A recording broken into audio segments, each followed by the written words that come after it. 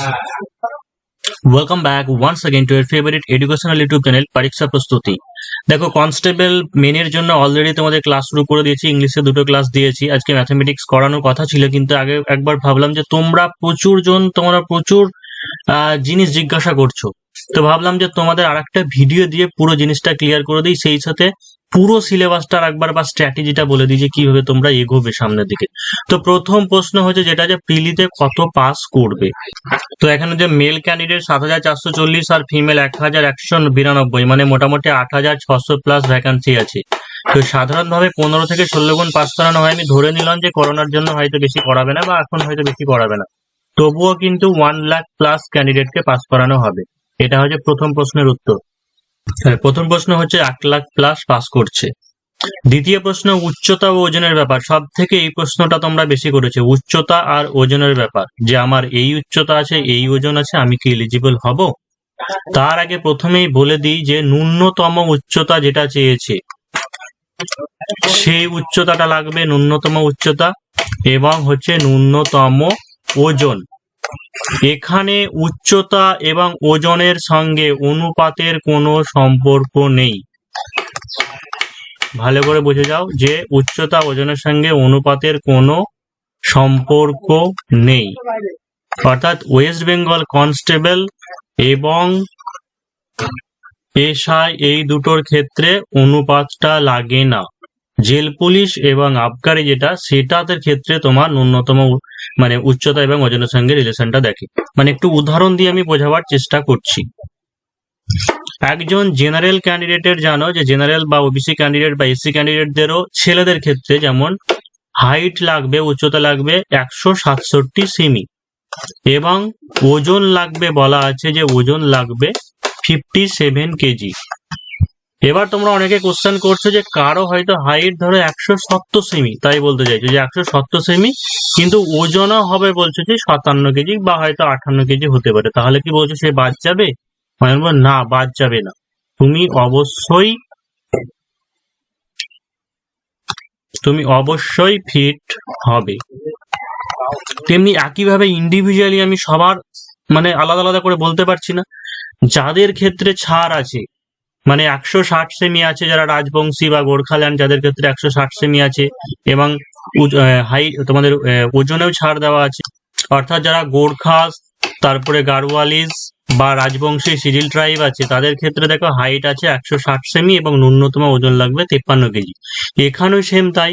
কেউ ধরো ১৬০-এর থেকে বেশি আছো, মানে কেউ হয়তো দেখা গেলো যে ১৬৫ সেমি বা ১৬৭ সেমিও আছো, কিন্তু তার ওয়েট দেখা গেল যে ওই রকমই ৫৩ বা ৫৪ কেজি, তবুও সে বাদ যাবে না, সে ফিট হবে। অর্থাৎ ন্যূনতম যে হাইটটা চেয়েছে সেই হাইটটা থাকলেই হবে, এবং ন্যূনতম যে ওজনটা চেয়েছে সেই ওজনটা থাকলেই হবে। নেক্সট কোশ্চেন, যে ওভারওয়েট বাদ যাবে? না, ওভারওয়েটে কোনোদিন বাদ যাবে না। বরং যদি কম হয়, কম উচ্চতায় যদি এমনকি ২০০-২৫০, তবে ডিপেন্ড করে, জল বা খাবার খেয়ে তুলনা হতে পারে, কিন্তু কমের ক্ষেত্রে সমস্যা রয়েছে। কিন্তু ওভারওয়েটে কোনো সমস্যা নেই, তুমি দৌড়াতে পারলেই হবে, তুমি যদি রান করতে পারো তাহলেই হবে। আবারও বারে বলছি যে ওয়েট বা রেশিও, যেটা হাইট ওয়েটের রেশিও, সেটা শুধুমাত্র জেল পুলিশ এবং আবগারির ক্ষেত্রে দেখা হয়, এসআই কনস্টেবলের ক্ষেত্রে দেখা হয় না। মানে একটা উদাহরণ দিয়ে বলছি, ধরো কারো ১৭০ সেমি হাইট আছে, কি ১৬৭ সেমি, মানে যেটা তোমাদের চেয়েছে সে ১৬৭ সেমি হাইট আছে, কিন্তু ওয়েট কেউ বলছে হয়তো যে 85 কি 90 আছে, যেটা চার্ট অনুযায়ী দেখলে পরে এতটা হয় না। মানে এই চার্ট অনুযায়ী দেখলে হয়তো দরকার তোমার 65 এরকম হয়তো দরকার হতে পারে, কিন্তু সেই ক্ষেত্রেও কি হবে, সেই ক্ষেত্রেও তুমি বাদ যাবে না, ওভার ওয়েটে বাদ যাবে না। ৪ নম্বর, আমি অলরেডি আগেও বলেছি, তবুও বারবার জিজ্ঞাসা করছো, তো আর একবার ভিডিওর মধ্যে দিয়ে ক্লিয়ার করে দেওয়ার চেষ্টা করছি। দেখো যে কোশ্চেন কতটা ফাঁস হয়েছে, সবাই বলছে ফাঁস হয়েছে, এই কারণের জন্য 40+ কাট অফ যাবে, এরকম অনেকে বলছে। ঠিক আছে, কভি কভি যে দিখতা হে ও হতা নেই, মানে যে জিনিসটা দেখায় যতটা মনে হয় যে খুবই বেশি, ততটা হয় না, ওটা বেশি বাড়ানো মনে হয়, সই মনে হয়। তো সেই জন্য বলছি কোশ্চেন ফাঁস হোক আর যাই হোক, কোশ্চেন যদি ফাঁস না হতো তাহলে 20-22 কাট অফ হতো, কিন্তু যদিও কোশ্চেন ফাঁস হয়েছে সেই হিসাবে আমি ধরে নিচ্ছি যে হ্যাঁ ফাঁস হয়েছে, মোটামুটি হয়তো 20 থেকে 30 হাজার ক্যান্ডিডেট আগে কোশ্চেন পেয়েছিল। তো আমি তাদের কথা বাদ দিচ্ছি। তো তবুও কি হবে, তবুও জেনারেলের কাট অফ 30-র আশেপাশে থাকবে মেল ক্যান্ডিডেট, মানে যারা 30 পাচ্ছ অবশ্যই পিএমটিবিইটির জন্য রান শুরু করে দাও বা মেনের জন্য প্রিপারেশন শুরু করে দাও। সেই ক্ষেত্রে ফিমেলদের ক্ষেত্রে কাট অফের খুব একটা হেরফের হবে না, কারণ ফিমেলদের সিট অনেকটাই বেশি আছে। তবুও তোমরা 28, 29 এইটুকু, বা খুব যদি ভয় লাগে তাহলে জেনারেল ক্যান্ডিডেট 32, 33 আর হচ্ছে এইদিকে 30 হতে পারে। মানে এইটুকুই বলবো, বা তোমরা 35 মানে যারা আছো তাদের তো কোনো চিন্তার কারণে নেই, মানে 35 যারা আছে তাদের কোনো চিন্তার কারণে নেই। আর 30, 32 যারা আছো অবশ্যই তোমরা শুরু করে দিতে পারো। সেই সঙ্গে বাকি যারা আছো, বাকি 1, 2 করে কমতে পারে। অনেক সময় কি হয়, ওবিসি বি যেটা, এটা প্রায় সেম একই কাট অফ থাকে, হয়তো -1 বা -2 হতে পারে, তেমনি ফিমেলদের ক্ষেত্রেও তাই হবে। ওবিসি এ যারা আছে, ওবিসি এ আর এসসি এই দুটোর কাট অফ কিন্তু একটু কম থাকে এদের থেকে। তো সেই হিসেবে ওবিসি এ এবং এসসি মোটামুটি ধরতে পারো যে 26 বা 27 এই দুজনের কাট অফ হতে পারে। ফিমেলদের ক্ষেত্রে ওই একই রকমের হবে, 25-26ই হবে। এবং এসটি যারা আছে, এসটিদের ক্ষেত্রেও ওই রকমই হবে, 24 বা 25ই হবে। সেই রকম এই দিক থেকে 23 বা 22 এরকম হতে পারে। তবে ফিমেল যারা এসটি ক্যান্ডিডেট বা রিজার্ভ ক্যাটাগরি আছে, সেই ক্ষেত্রে যারা 20-22 মনে হচ্ছে তারাও কিন্তু প্র্যাকটিস শুরু করে দিতে পারো। জানি অনেকে এখানে বড় বড় বাতেলা ছাড়বে যে প্রচুর কোশ্চেন হয়েছে, এত কাটা পাবে না, ভুলভাল কথা, কিন্তু মিলিয়ে নিয়ে যখন রেজাল্ট বের হবে, কারণ 1 লাখ প্লাস ক্যান্ডিডেট এখানে নেই, শেষের দিকে ক্যান্ডিডেটকে খুঁজে পাওয়া যাবে না। 5 নম্বর প্রশ্ন, যে মাঠ কবে হতে পারে। দেখো এরকম অফিসিয়াল কোনো নিউজ নেই, ঠিক আছে। যারা অনেকে যদি বলে যে এই তারিখেই মাঠ হবে, তারা একটা গেস করে বলছে। তো মিনিমাম প্রিলি রেজাল্ট বের হতে 2 থেকে 3 মাস টাইম লাগে। 3 মাস টাইমই লাগবে, কারণ প্রচুর ক্যান্ডিডেট আছে। তো 2 থেকে 3 মাস যদি টাইম লাগে, তাহলে সেই হিসাবে অক্টোবর, নভেম্বর, ডিসেম্বর, ঠিক আছে। তো জানুয়ারি মাসের দিকে তোমাদের 2022 সালের জানুয়ারি মাসে তোমাদের কিন্তু মাঠ হবে, তার আগে মাঠ হওয়ার সম্ভাবনা খুবই কম। বা এইটুকু তোমরা ধরে নিতে পারে, হাতে তোমাদের কাছে মোটামুটি 2.5 থেকে 3 মাস অবশ্যই টাইম আছে পিএমটি-পিইটির জন্য রেডি হওয়ার জন্য। এবং মেন পরীক্ষা প্রায় 2 মাস ধরে কিন্তু পিএমটি-পিইটি চলবে। তো মেন পরীক্ষা আরো 2 মাস, মানে মোটামুটি 6 মাস তোমরা মেন পরীক্ষার জন্য টাইম পেয়ে যাবে। 7 নম্বর, রানের টিপস বা সামান্য উচ্চতা বৃদ্ধি কিভাবে বাড়াবে, সেই ব্যাপারে আগে ভিডিও দেওয়া আছে, যারা দেখোনি আমি ডেসক্রিপশন বক্সে দিয়ে রাখছি, সেখান থেকে দেখে নেবে। সিলেবাস ও স্ট্র্যাটেজি বলার আগে একবার দেখে নাও যে তোমাদের জিকে আছে 25 মার্কস, ইংলিশ আছে 25 মার্কস, এলিমেন্টারি ম্যাথমেটিক্স আছে 20 মার্কস, এবং রিজনিং অ্যান্ড লজিক্যাল অ্যানালিসিস সেটা আছে 15 মার্কসের। দেখো কোনো জিনিসের মানে কোনো জায়গায় কিছু কাজ করতে গেলে তার আগে পরিকল্পনা করতে হয়, পরিকল্পনা ছাড়া কিন্তু সফল হওয়া মুশকিল। তো দেখো যে আমি যেটা বলবো সেটা সবার সাথে মিলবে না, তবু এইটা যদি চেষ্টা করো, মানে যারা আমাকে ফলো করো বা মানো, তারা এটা যদি ফলো করতে পারো তাহলে অবশ্যই শেষ পর্যন্ত জবটা পাবে। যে জিকে যে 25 মার্কস থাকবে, মানে 25 নম্বর থাকবে, ঠিক আছে। এই জিকেটাতে মোটামুটি তোমাকে জেনারেল, আমি অবশ্যই এখন জেনারেল ক্যান্ডিডেট হিসাবে বলছি, তারপরে তোমাদেরকে বাকিদেরকে বলে দিচ্ছি। তো এই জায়গাতে মোটামুটি 15 নম্বর তোমাদেরকে সিকিউর করতে হবে জিকে পোর্শনটাতে। আর ইংলিশ যে পেপারটা আছে, ইংলিশে মোটামুটি সবাই কমা হয়, 2-1 অবশ্যই, 2-1 না, মানে মোটামুটি কিছুজন ভালো থাকবে, কিন্তু বেশিরভাগই কিন্তু কমা হবে। তো ইংলিশ পেপারটাতে কিন্তু 12 বা 13 বেশি কম, 12 বা 13-র বেশি অনেকেই মানে কম জন পাবে, মানে অনেকেই পাবে না। তো ম্যাথামেটিক্সটা কিন্তু অবশ্যই করতে হবে। এবার ইংলিশও যদি কমা হও, ম্যাথেও যদি কমা হও, তাহলে কিন্তু খুব মুশকিল হয়ে যাবে। তো ম্যাথামেটিক্স পেপারটাতেও তোমাকে 15 থেকে 16 নম্বর পেতে হবে। রিজনিং পেপারটাতে অনেক বেশি করতে হবে, কিন্তু এখানে 12 নম্বর পেতে হবে। তাহলে চলো একবার স্কোরটা দেখে নিই। 6 আর 2 8 আর 3 11 5 16 6, 1 2 1 3 4 1 5। চলো এবার দেখা যাক যে যারা নতুন প্রিপারেশন নিচ্ছে, খুব একটা হয়তো ভালো সেইভাবে প্রিপারেশন থাকে না, তাদের জিকে একটু কম হবে, এতগুলো পারবে না। আমি দুটো আরো কমিয়ে দিলাম, যে 13টা তুমি জিকে করো।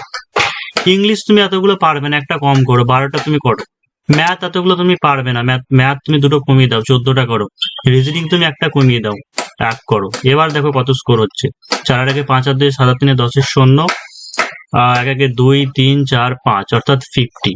অর্থাৎ একজন জেনারেল ক্যান্ডিডেটকে সেফ স্কোরে, মানে সেফ জায়গায় রাখার জন্য তাকে কিন্তু এই 50 মার্কসটা কিন্তু রাখতেই হবে।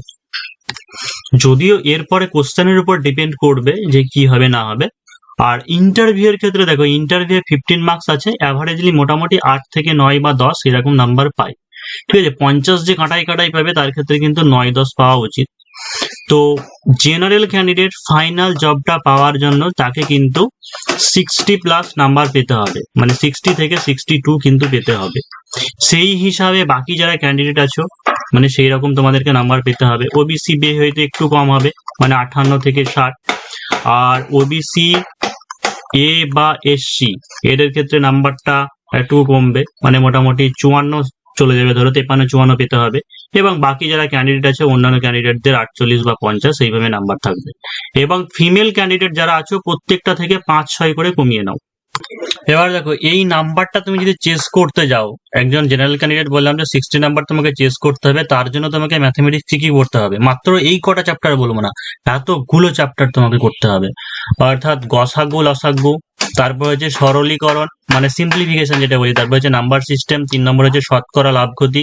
আগে যেমন এইগুলোই বেশি করে থাকতো, এখন এই জিনিসগুলো পুরনো হয়ে গেছে, মানে এইগুলো থেকে কম কোশ্চেন দিচ্ছে। 4 নম্বর হচ্ছে গড়, অনুপাত, বয়স নির্ণয়, এইটা থাকবেই। 5 নম্বর হচ্ছে দেখো সময়, দূরত্ব, ট্রেন, চৌবাচ্চা, নল, সময়, কার্য। অর্থাৎ সময় দূরত্বের অনেক ভাগ থেকে ট্রেনের গতিবেগ গুলো দিয়ে থাকতে পারে, বা চৌবাচ্চা নল দিয়ে থাকতে পারে, বা সময় কার্য দিয়ে থাকতে পারে। এখান মধ্যে ইউনিটারি মেথড যেটা ঐকিক নিয়মের আছে, মানে এতজন এতদিনে কাজ করলো, এত সময় লাগলো, এরকম টাইপের। 6 নম্বর হচ্ছে সরল সুদ, তারপর হচ্ছে চক্রবৃদ্ধি সুদ। 7 নম্বর হচ্ছে মিশ্রণ। 8 নম্বর দেখো যে পরিমিতি। আগে পরিমিতি টরিমিতি থাকতো না, শুধু পাটিগণিত থাকতো, কিন্তু এখন পরিমিতিটাও থাকবে। এমনকি আয়তক্ষেত্র বর্গক্ষেত্র এখন দিচ্ছে না, বৃত্ত, গোলক, শঙ্কু, ত্রিভুজ এইগুলো তোমাদেরকে কিন্তু করতে হবে। আর একটা হ্যাঁ বাদ গেছে, সেটা হচ্ছে লম্ব বৃত্তাকার চোঙ। লম্ব বৃত্তাকার চোঙ মানে মোটামুটি যেগুলো 2D ডাইমেনশনে আছে সেগুলো করলে হবে, প্রিজম পিরামিড করার দরকার নেই। হ্যাঁ ঘনকটাও করে নিতে পারো 3Dর মধ্যে। তারপরে দেখো যে 9 নম্বর হচ্ছে ত্রিকোণমিতি। ত্রিকোণমিতি পাঠের হচ্ছে কোণানুপাত, অর্থাৎ সিম্পল যে জিনিসগুলো আছে, মানে হচ্ছে সাইন মানে হচ্ছে লম্ব বাই অতিভুজ, তারপরে কার মান 1-এর থেকে বেশি হয় বা কার মান 1-এর থেকে কম হয়, এবং বিভিন্ন মানগুলো, মানে হয়তো সাইন 30 ডিগ্রির মান কত, সাইন 60 ডিগ্রির মান কত, যেটা তোমাদের পিডিতে গিয়ে কোশ্চেনটা পড়েছিল। তারপরে হচ্ছে দেখো জ্যামিতি। জ্যামিতির মধ্যে কি করবে, অন্তর্বৃত্ত করবে, পরিবৃত্ত করবে, অনুরূপ কোণ করবে, একান্তর কোণ, ত্রিভুজের ধর্ম। অর্থাৎ ত্রিভুজের ধর্ম বলতে ত্রিভুজের শীর্ষবিন্দুগুলো পরস্পরকে ছেদ করলে সেটাকে কি বলে, বা মধ্যমাগুলো পরস্পর ছেদ করলে কি বলে, এরকম টাইপের যে ধর্মগুলো আছে সাধারণত জ্যামিতি থেকে এগুলো করলেই হবে। বা মাধ্যমিকের যে উপপাদ্যগুলো দেওয়া আছে, সেই উপপাদ্য যেগুলো আছে উপপাদ্যর বেসিসে তোমাকে হয়তো কোশ্চেন থাকতে পারে। বীজগণিত এটা থেকে আসেনি, কিন্তু আমরা বাদ দেবো না, কোশ্চেনের যা প্যাটার্ন দেখলাম তাতে এই জিনিসগুলো করতে হবে। সূচক, লগারিদম, উৎপাদক বিশ্লেষণ এবং রাশি বিজ্ঞান। হ্যাঁ আরো একটা জিনিস, যে এটা শুধুমাত্র কনস্টেবলের জন্য নয়, এসআই এর জন্য, মানে ডব্লিউবিপি ফুল কোর্স, মানে ডব্লিউবিপির পুরো সিলেবাসের জন্য হচ্ছে এতগুলো এই জিনিসগুলো তোমাকে করতে হবে। দেখো জিকে থেকে যদি বলি, জিকে থেকে সাবজেক্ট ওয়াইজ এইগুলো করতে পারো: ইতিহাস, ভূগোল, ভৌত বিজ্ঞান, জীবন বিজ্ঞান, পরিবেশ বিদ্যা, সংবিধান, অর্থনীতি, স্ট্যাটিক জিকে, কারেন্ট অ্যাফেয়ার্স। এই 8টা পার্টে আমরা ভাগ করে নিতে পারি। এবারে পড়বেটা কিভাবে, দেখো ইতিহাস থেকে কিন্তু সেই গতানুগতিক পদ্ধতিতে ট্র্যাডিশন থেকে কিন্তু ইতিহাস আসছে না, মানে এমন করতে হবে ইতিহাস তোমাকে ঘটনাক্রমিক ভাবে, মানে সময় ক্রমিক ভাবে তোমাকে কিন্তু পরপর পড়তে হবে। এবং কে কার আমলে ছিল, কোন সময়ে ছিল, বা কার রাজদরবারে ছিল, কোন গ্রন্থ যদি লেখা হয় তাহলে সেই গ্রন্থটা কি বিষয়ক ছিল, এতটা গভীরে তোমাকে কিন্তু পড়তে হবে। তারপরে তুমি স্বাধীনতা সংগ্রাম, ইন্ডিয়ান পলিটি থেকে ইন্ডিয়ান ফ্রিডম স্ট্রাগলে চলে আসো। ইন্ডিয়ান ফ্রিডম স্ট্রাগলে তাই মানে তোমার গভর্নর জেনারেল, তারপরে হচ্ছে ভাইস রয়, এই সবগুলো ভীষণ ইম্পর্টেন্ট। অর্থাৎ কার আমলে কি হয়েছিল বা কি চালু হয়েছিল, এইগুলো তখনই মনে রাখা সম্ভব তুমি যদি সিকুয়েন্স অনুযায়ী পরপর সময় অনুযায়ী যদি পড়ো, তাহলেও কিন্তু মনে রাখা সম্ভব। ভূগোলের ক্ষেত্রে হচ্ছে সব থেকে স্ট্র্যাটেজিকের মধ্যে যেটা বলা যায়, যে ভূগোলের ক্ষেত্রে বিভিন্ন আমাদের মহাদেশ, মানে তোমার ওয়ার্ল্ড জিওগ্রাফি নিয়ে পড়বে, ওয়েস্ট বেঙ্গল জিওগ্রাফি নিয়েও পড়বে, বাউন্ডারি, তারপর হচ্ছে মহাদেশ, মহাসাগর, তাদের যে বৈশিষ্ট্য যেগুলো আছে, তারপর খনিজ সম্পদ, ধান, গম, কোথায় কি উৎপন্ন হয়। ভৌত বিজ্ঞান, জীবন বিজ্ঞান, এই ব্যাপারটা কি হয়ে যায়, মাঝে মাঝে কোশ্চেন দেয়, আবার মাঝে মধ্যে দেয়ও না। তো জীবন বিজ্ঞানে এবার যেমন এমন একটা কোশ্চেন এসেছিল যেটা হয়তো অনেকেই পারেনি। তো এই জায়গাটা সায়েন্সের পার্টটা যারা আর্টসের স্টুডেন্ট আছো তোমাদেরকে অতটা বেশি চাপ নেওয়া দরকার নেই। মেনলি যেটা করবে সেটা হচ্ছে আলো চ্যাপ্টারটা খুব ভালো করে করবে। আলো, শব্দ, এই জায়গা থেকে বেশি কোশ্চেন আসে, মানে আলো শব্দ এই চ্যাপ্টারটাকে ভালো করে পড়বে, এই চ্যাপ্টার দুটোকে। সেই সাথে হচ্ছে সরল দোলগতি, ঠিক আছে, সরল দোলগতি এই জিনিসটা ওখান থেকে কিন্তু আসে। আর হচ্ছে বিভিন্ন নিউটনের গতি সূত্র যেগুলো আছে বা ভরবেগের সংরক্ষণ সূত্র, ওই চ্যাপ্টার গুলো একটু ভালো করে করবে। আর একটা হচ্ছে ফিজিক্সের চ্যাপ্টারের মধ্যে ইম্পর্টেন্ট, সেটা হচ্ছে হ্যাঁ প্রপার্টিস অফ সাবস্টেন্স, মানে বিভিন্ন পদার্থের যে ধর্ম সেইগুলো আছে। আর এটা হচ্ছে তেজস্ক্রিয় চ্যাপ্টার। আর মোটামুটি অন্যগুলো থেকে কি আসবে না আসবে ওটা বলা যায় না। তারপর বিজ্ঞানে যে বিভিন্ন আবিষ্কার আছে, বিভিন্ন কণা, ইলেকট্রন, প্রোটন, নিউট্রন কে কোন আবিষ্কার করে বা কোন রশ্মিকে আবিষ্কার করে, যে বিভিন্ন ধরনের যে রশ্মিগুলো আছে, কসমিক রে বা আল্ট্রাভায়োলেট রশ্মি, তারপরে এক্স রশ্মি, গামা রশ্মি, আলফা, বিটা, গামা, এই সমস্ত জিনিসগুলো তাদের ধর্ম, এইগুলো করবে। মানে বেসিক যে জিনিসগুলো আছে, যেগুলো আছে তোমরা মানে যারা পরীক্ষা দাও বুঝতে পারবে, শুধু সেই জিনিসগুলোকে নোট করে নিয়ে বারবার করো, বাকি দেখা দরকার নেই, কারণ বেশি পড়লে এখানে হয়তো পারবে না বা হয়তো দেবে না বেশি। তারপর দেখা যাচ্ছে পরিবেশ বিদ্যা, ঠিক আছে, পরিবেশ বিদ্যাও তাই, মানে পরিবেশ বিদ্যা সব বিষয়ের সঙ্গে জড়িত আছে। তবে মোটামুটি ভাবে কোন রোগ থেকে কি ছড়ায়, মানে ক্যাডমিয়াম, সীসা, তারপরে আর্সেনিক দূষিত, ফ্লোরাইড দূষিত, তারপরে বায়ু দূষণের যে সমস্ত দূষক পদার্থগুলো রয়েছে, বিভিন্ন পরিবেশ সম্মেলন যেগুলো আছে, green house effect, global warming, তারপরে আমাদের যে বিভিন্ন স্থানীয় যেসব আন্দোলনগুলো রয়েছে, সাইলেন্ট ভ্যালি বা হচ্ছে বিশ্বনয় আন্দোলন, তারপরে হচ্ছে তোমার চিপকো আন্দোলন, এই টাইপের। সংবিধান, সংবিধান কবে তৈরি হয়েছিল, কবে গৃহীত হয়েছিল, রাষ্ট্রপতি, উপরাষ্ট্রপতি, তারপরে হচ্ছে তোমার রাজ্যসভা, লোকসভা, সুপ্রিম কোর্টের প্রধান বিচারপতি বা লোকসভা, রাজ্যসভার সদস্য হতে গেলে কার কত বয়স দরকার, মানি বিল, অর্থ বিল কে উভয় কক্ষে সবাই সভাপতিত্ব করতে পারে, এই টাইপের। অর্থনীতি থেকে খুব একটা কোশ্চেন আসার সম্ভাবনা নেই, তবে ফান্ডামেন্টাল জিনিসগুলো করবে, মানে কোন বিপ্লব কার সঙ্গে জড়িত, বা প্ল্যানিং কমিশন কবে প্রতিষ্ঠা হয়েছিল, এইচডিআই কি, এই টাইপের। বা ব্যাংকিং সিস্টেম, মানে কোন ব্যাংকিং সিস্টেম, এবং সেই সাথে আরবিআই এর বিভিন্ন কাজ বা সংস্থা, এই টাইপের একটু অর্থনীতি থেকে করে রাখবে। আর এবার ইম্পর্টেন্ট আছে স্ট্যাটিক জিকে ও কারেন্ট অ্যাফেয়ার্স, এখান থেকেও তাই এটা সমুদ্রের মতো। তবে এখন একটা জিনিসটা দেখতে পেয়েছো যে বিলির কোশ্চেনে, যে আর যে ভারতনাট্যম বা হচ্ছে কুচিপুড়ি নৃত্য, ওই সমস্ত জিনিসগুলো কোন রাজ্যে সেরকম দিচ্ছে না, ওটা থেকে তোমাকে বিশ্লেষণ করতে হবে। মানে আমি কথায় ধরে নিলাম, ধরো কুচিপুড়ি নৃত্য আছে, তারপর হচ্ছে ভারতনাট্য নৃত্য তুললাম, এবার তোমাকে এটা বলতে পারে যে কুচিপুড়ি নৃত্যের বৈশিষ্ট্য কি, বা ভারতনাট্যম নৃত্যের বৈশিষ্ট্য কি, বা হয়তো কোন পোশাক পরে পরা, মানে এটা করা হয়, কোন পোশাক পরে পরা হয় বা করা হয়, কোন রাজ্য থেকে উৎপত্তি হয়েছে, পার্টিকুলার জায়গার নাম কি, বা এদের সঙ্গে কারা জড়িত আছে, মানে কারা বিখ্যাত এইসব পারপাসের জন্য।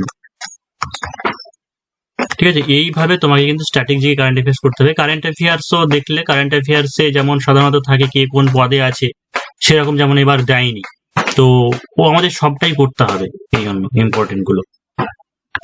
আর রিজনিং পার্টে তো কিছু বলার নেই, রিজনিং পার্ট জানোই, নাম্বার সিস্টেম, তার এই নাম্বার সিরিজ, আলফাবেটিক্যাল সিরিজ, ওইগুলো এখন একটা দুটো করে দিচ্ছে, আগে ওইগুলো বেশি দিত, কিন্তু এখন একটু বেশি করে আসছে। নতুন যেটা এসেছিল সেটা হচ্ছে কিউব অ্যান্ড ডাইস, ঠিক আছে, তোমাদের কিউব অ্যান্ড ডাইস থেকে দিয়েছিল। তো তারপরে তোমাদের ওই বিভিন্ন ফিগার টিগার দেখে দিয়েছিল, ফিগার কাউন্টিং, এগুলো নতুন, এগুলো একটু ভালো করে পড়বে, এখন দিচ্ছে। তারপরে স্টেটমেন্ট কনক্লুশন দেয়নি, কিন্তু আশা করা যাচ্ছে মেনে কিন্তু স্টেটমেন্ট কনক্লুশন আসতে পারে। তো নতুন যারা তোমরা যেগুলো পড়ছো সেগুলো করো, সেই সাথে এগুলো এক্সট্রা করবে। তারপরে হচ্ছে পাজেল টেস্ট, এইগুলো তোমরা এখন এক্সট্রা করবে রিজনিং এর জন্য। আর আগের দিনকে আমি ইংলিশের পুরো ব্যাখ্যা করে দিয়েছি, প্রথম দিনকের ক্লাসে ইংলিশ পুরো স্ট্র্যাটেজি বা সিলেবাস ব্যাখ্যা করে দিয়েছি, তোমাদের ডেসক্রিপশন বক্সে তো আমি লিঙ্ক দিয়ে রাখছি, সেইখান থেকে তোমরা ইংলিশের স্ট্র্যাটেজিটা বা কি কি পড়তে হবে সেইগুলো দেখে নেবে। তো মোটামুটি এইটুকুই স্ট্র্যাটেজি, বা এইভাবে ফলো করলে বা এই নাম্বারটা তোমরা যদি ক্যারি করতে পারো, তাহলে অবশ্যই মেনে সাকসেস পাবে। তো আজকে তোমাদের ক্লাস কিছু হলো না, আমি রুটিন নেক্সট দিনকে বলে দেবো যে কবে কোন ক্লাস হবে। মানে তোমাদেরকে বলেছিলাম যে এখন ম্যাথ আর ইংলিশ ক্লাসটা আমি তোমাদেরকে শুরু করছি, মানে যদিও করেছি, দুদিন ইংলিশ ক্লাসটা হয়েছে, তো রুটিন অনুযায়ী তোমাদেরকে বলে দেবো যে কবে কোন ক্লাস হবে।